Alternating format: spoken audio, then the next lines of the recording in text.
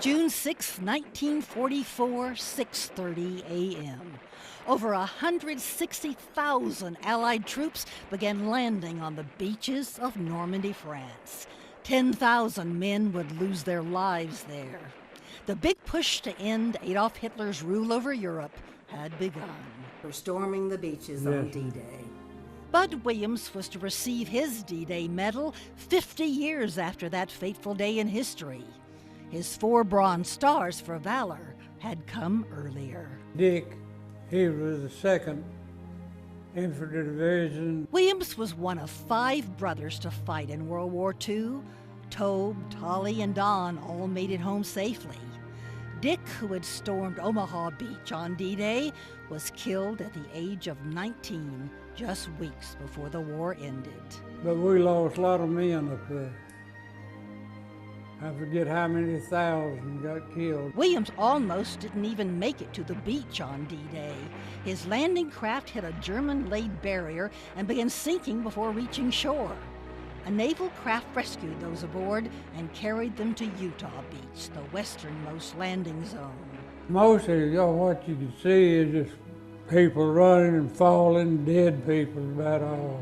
It was the next day before the rescued men would catch up with their company.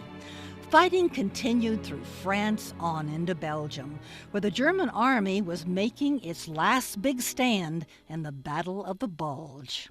When Patton's army was pulled out of France to help with the Bulge, Williams' company was sent back to France to shore up the forces there. With Allied victory in the Bulge, the march was on to Berlin.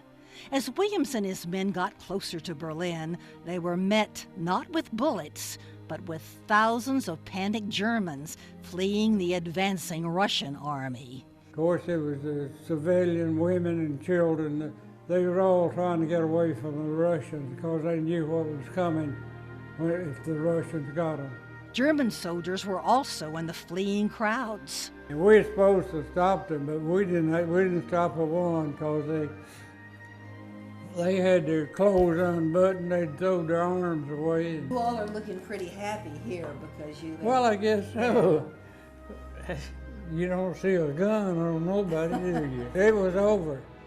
It was over. With the German surrender in May of 1945 and the Japanese surrender in August, World War II ended, and Bud Williams returned home, only to learn of his brother Dick's death. For Freedom Fighters, Joan Hallmark, KLTV 7 News.